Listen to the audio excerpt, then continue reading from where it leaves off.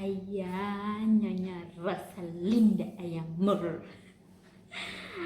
Oke, nah kali ini saya buat videonya soal gimana saya lahiran di Chile. Soalnya dulu kan Oli lahir di Indonesia di Makassar, dan itu hari kita pakai BPJS di Makassar. Pokoknya banyak ada perbedaannya. Dan tahun lalu kan 2 tahun lalu kan 2 tahun lalu pas Desember, gimana sih, kita ke Chile, dan itu saya nggak ngerasa apa-apa. Saya nggak ngerasa bahwa saya tuh lagi hamil gitu.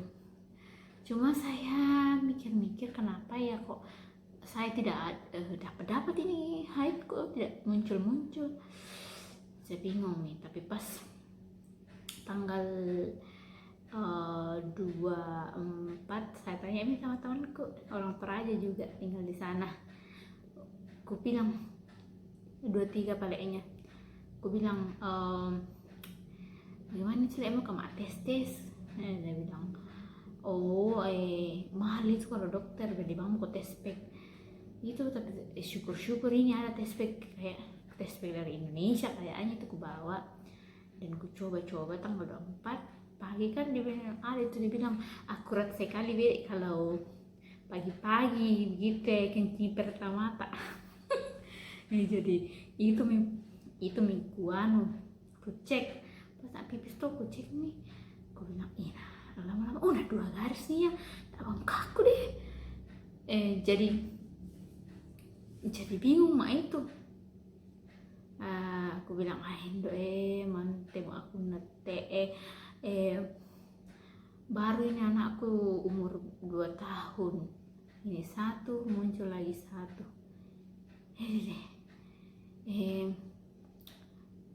Itu hari mau 2 tahun Oliver bilang untuk kuliah ini saja satu stres mah, apalagi ini 2, begitu pikiranku. Tapi ya aku bilang nggak apa-apa aja deh.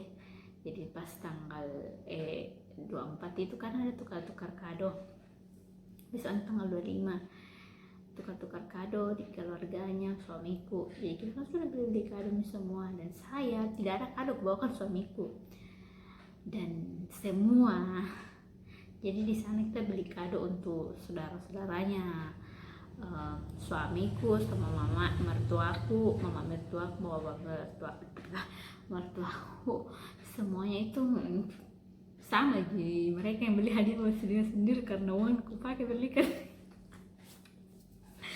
Dasar menantu. Jadi itu hari saya dikasih kartu kreditnya bapak mertua untuk belanja begitu. Jadi itu aku pakai beli hadiah buat mereka semua. Jadi dia aja yang beli hadiahnya andok. Terus ya sudah, pas itu kan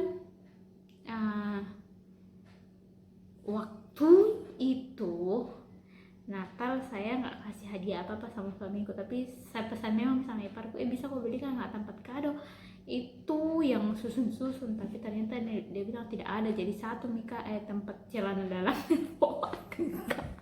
Dia bilang ini mau aku pakai, apa kamu bungkus? Nah, ada kadoku dari Indonesia tapi tidak aku kasih tahu suamiku. Iya, itu bungkus pelan-pelan, itu tes pack sama asik. Jadi pas bagi-bagi hadiah mereka kan lagi happy. Dan kan salahnya saya tidak video itu, padahal heboh banget itu, heboh sekali, heboh banget. Jadi pas itu tukaran kado suamiku yang dapat, dia buka tapi dia udah feeling kalau ini, karena dia tahu saya beli tes dia tahu bahwa saya bawa tes pack terang, dan dia tahu kalau saya tidak haid. Terang. Terus dia bukannya senang ya, dia melotot tuh begitu. Karena apa, kita ini cuma satu Oli itu masih belum 2 tahun kan, Januari baru 1 tahun lebih. dan mau punya adik itu kita mikirnya begini, oh Tuhan, bagaimana kita mau urus ini anak-anak nih. Ya sudah, terima saja. Langsung melompat gitu iparku yang hamil sekarang. Oh, I'm so happy. Yang bungsu lompat-lompat sambil nangis. Saya lihat mereka, terus melihat mertuaku laki-laki, mertuaku perempuan, semuanya menitikkan air mata bahagia. Nah, saya hamil, cuma suamiku dan saya yang stres, you know. Terus selesai itu sepupunya, kan ada sepupunya juga di sana sama cowoknya iparku, ada semua, mereka senang ya begitu nih. Tapi suamiku ini tidak, bapaknya langsung peluk, adik-adiknya langsung peluk, dia bilang selamat. Dia shock berat dan ngerasa ini sudah akhir dari segalanya. tambah gila gitu. Tapi akhirnya sekarang dia happy banget sama anaknya. Dan oke, waktu itu kan udah tuh kita, akhirnya waktu saya ketahuan, saya ke dokter, terus bikin asuransi dari perusahaannya perusahaannya papanya bapaknya Oli, dari mertua laki-laki, asuransi untuk melahirkan. Tapi ribet juga, ribet sekali itu kayaknya. Full kita di sana itu berapa bulan, 3 bulan saya di sana itu, terus yang diurus sampai, karena saya kan WNA jadi sana, jadi ribet urusannya, apalagi dari perusahaan. Tapi akhirnya selesai waktu saya melahirkan, semuanya dari periksa USG semuanya kan asuransi yang tanggung. Tapi itu pun urusannya ribet, banyak kali saya ke notaris untuk surat kuasa supaya mertuaku bisa urus, banyak kali saya ke asuransi buat tanda tangan apa segala macam, pusing juga. Dan akhirnya terus ya, tibalah waktunya saya melahirkan. Saya 31 minggu saya sudah berangkat ke Chile sendiri, karena anakku Oliver sama bapaknya udah berangkat duluan ke Aussie. Jadi di Aussie, karena saya waktu kesana visa apa namanya tuh, transit ya, visa transit, mereka tidak terima, tidak approve visa aku. Jadi kita sudah punya tiket, jadi akhirnya bapaknya yang kesana, tiketku dimundurin, untung maskapainya bisa. Jadi bapaknya sama Oliver yang duluan ke Aussie, mereka 3 hari di sana, baru saya nyusul. Jadi kita ketemunya di bandara, terus berangkat bareng-bareng dari bandara ke Chile. Itu 13 jam dari Sydney ke Melbourne ke Chile. Terus dari Chile sampai di sana 32 minggu. Saya 32 minggu saya ke dokter kan tiap minggu. 3 minggu terus sampai pada akhirnya ini deg-degan ya. 40 sudah masuk 40 minggu, dokternya bilang ya bisa besok, bisa lusa, bisa minggu depan kamu melahirkan, pokoknya kamu harus jaga-jaga saja. Olahraga nggak usah sih, nggak terlalu, kamu jongkok aja, yoga, pakai bola yoga apa segala macam itu, kayak alis kenapa ya. Terus sudah itu jreng tanggal apa ya itu, kita saya lupa nih, cek ke dokter belum pembukaan, padahal saya merasa udah sakit gitu. Saya mertuaku semuanya pada semuanya dukung sekali. Jadi mereka mertuaku dua-duanya yang jaga Oliver, terus iparku dua-duanya yang ke rumah sakit nganterin saya. Dan selama saya check up, kalau suamiku kerja, suamiku ke kantor ngapain, yang nongkrong doang, sudah itu balik. iparku yang dokternya, nah, itu yang temanin saya yang sekarang lagi hamil, nunggu kelahiran juga Agustus katanya, dan bareng sama anakku, maksudnya bareng sama tanggal lahirnya, tapi kayaknya estimasinya sih tanggal 18, anakku kan lahir tanggal 12, yang si Eli, si baby itu sekarang. Dan akhirnya diperiksa, kata bidannya, oh ini udah kontraksi tapi belum ada pembukaan, pulang aja dulu. Dia udah kontraksi tapi belum ada pembukaan, heran kan. Ya udah tuh di rumah kontraksi. Pas tuh balik lagi ke rumah sakit, oh baru pembukaan 1, balik aja lagi, nanti kalau udah di atas baru kesini lagi, belum, balik lagi ke rumah tengah malam ini karena selonjoran, udah nangis, suamiku mulai ketawa sama saya, saya bilang tuh, dari suamiku, kenapa kok ketawa, kok pikir ini saya main-main kah, sakit kah? Dia bilang, lucu mukamu, lucu mukaku, kok bilang lucu mukaku, perbuatanmu ini songkol. Sakit, luar biasa itu sakit.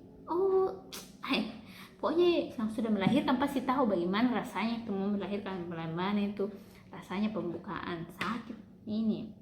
Sampai di rumah sakit, satu suamiku bilang, kok dibawa ke rumah sakit, nanti kembali lagi ke rumah, sia-sia lagi, ini sudah tengah malam. Aku bilang begini, tunggu bisa dikit, balik jam 1 saya ke rumah sakit, karena saya bilang saya mau massage ke rumah sakit deh.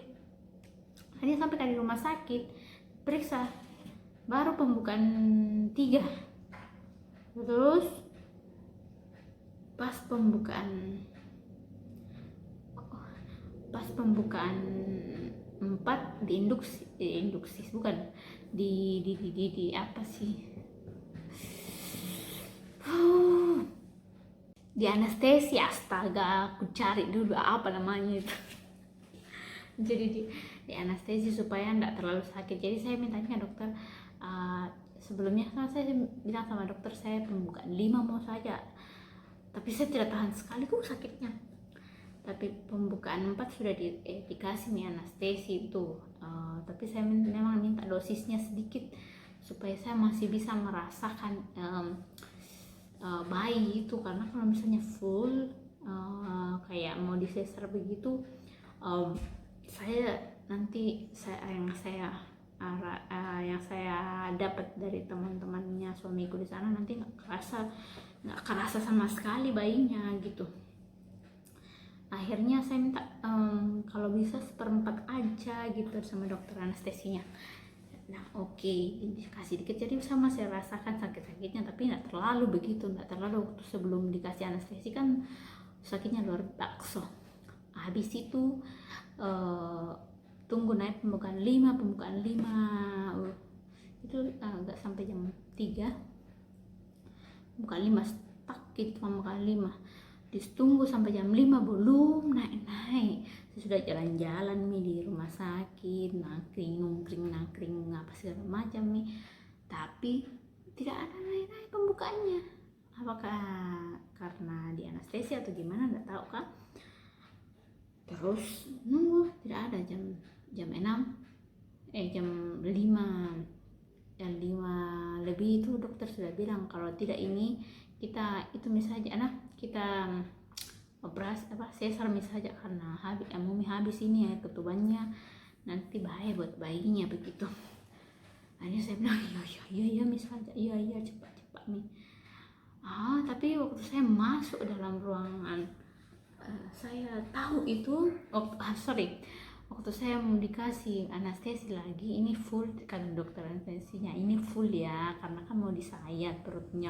Ini sayat gitu, makanya saya takut. Saya kan takut sekali tuh, sedangkan Irus bisa tahu. Saya bayangkan, mama udah tidak mau, kenapa tidak bisa kalah normalnya. Jadi karena waktu pembukaan 4 itu bidannya sudah kasih pecah ketubannya, harusnya jangan dipecahkan, dan itu membuat suami saya juga marah, kenapa dipecahkan, tapi terlanjur sudah menjadi bubur karena dia optimis sekali lahir 2 jam lagi begitu. Tapi ternyata nggak naik pembukanya dan air ketupannya tuh sudah keluar. Akhirnya dioperasi sesar, dan dari situ waktu saya sudah anestesi itu tangan saya bergemetaran begini. Tidak bisa diam itu tanganku, dan saya tidak bisa diam. Saya menangis ketakutan. Saya tidak pernah mengalami ketakutan yang setakut itu terhadap sesar. Bukan sesar yang main di Trans TV itu. Saya ketakutan sekali, saya tidak tahu kenapa. Orang lain santai, tapi saya ketakutan sekali sampai saya begini-begini, tidak bisa. Sampai dokter, suster pegangkan tanganku, tenang. Sampai bidannya yang tangani saya itu halus-halus saya, terus dicium jidatku, mi amor, apa segala macam begitu. Pokoknya dia bilang sayang, maksudnya bilang sayang, ayo kau pasti bisa karena dikasih ke saya begitu. Tapi saya tidak bisa berhenti menangis sampai anak saya keluar. Suami saya yang di atas kepala saya waktu saya dioperasi itu nangis. Saya bilang dia nangis lihat saya kali nangis atau gimana. Ternyata selesai itu anak saya udah beberapa bulan baru dia cerita, dia bilang, kau tahu waktu dibelah itu perutmu, saya tak bangga sekali, makanya saya nangis. Itu dibelah, terus diambil bayinya, terus diobok lagi perutmu. Gue bilang, masa? Dia bilang, makanya waktu dikasih tahu kata bilang akan ada sedikit guncangan. Itu waktu dikasih masuk itu tangannya dokter. Gue bilang, masa? Pantasan saya tidak berhenti untuk menangis. Dia bilang, saya saja lihat saya menangis, apalagi kau. Saya bilang, kalau bisa saya mau kasih lahir kok. Ada bacot sekali koces. Tapi setelah itu sakitnya luar biasa, itu di sesar tahu. Tak tertutup. Nah, waktu selesai itu saya mabuk terus aja, jadi saya tidak habis biusnya juga sama si ngantuk, jadi akhirnya saya tidur. Tapi setelah benar-benar bangun, sakitnya luar biasa. Kalau mau panggil suster saya, ada apa, mau pipis, mau ini mau itu, mau ke kamar mandi gitu, saya udah bisa berduduk, berjalan, tapi memang harus ditopang gitu, atau mereka begini. Oh Tuhan, sakit. Nah itu luar biasa. Nah setelah itu di dalam rumah sakit tuh masih mahal, kamarnya bagus sih, terus susternya sempat geli juga sih, karena saya waktu sudah bisa mandi tuh dimandiin sama susternya, terus bayi dibersihin sama susternya, saya dimandiin sama susternya juga. Tapi bayi saya itu 2 minggu setelah lepas tali pusarnya baru bisa mandi. Padahal di sini ya baru lahir juga udah langsung dimandiin. Kalau di sana itu anakku 2 minggu baru lepas tali pusarnya baru aku bilang kasih mandi nih. Saya bilang kalau di Indonesia tos baru lahir langsung kasih mandi. Dia bilang beda di sini, harus itu nanti kalau kena air itu tali pusarnya. Saya bilang mendok kuleh, kan dikeringkan bagaimana sih. Tapi ya udah ikutin aja. Ya sampai di situ ngurus surat-suratnya bayi itu cuma berapa hari selesai, terus langsung foto paspornya udah kelar. Setelah itu kayaknya 2 minggu kita langsung ke KBRI di Santiago, terus buat paspornya anakku langsung selesai 1 hari itu jadi selesai, kelar semuanya, surat-surat semuanya kelar, tinggal visa saya yang habis, free visa sih. Akhirnya saya mau memutuskan untuk ke Argentina. Dan apakah kalian pikir saya lanjut ke Argentina kotanya tidak, saya cuma sampai di imigrasinya. Habis perbatasan beberapa jam lagi terus imigrasinya, belum sampai di kotanya Argentina, tapi saya sudah di Argentina. Kenapa? Karena saya kira itu visa ke Argentina itu gratis juga, ternyata dibayar. Akhirnya kita putar haluan. Dan ajaibnya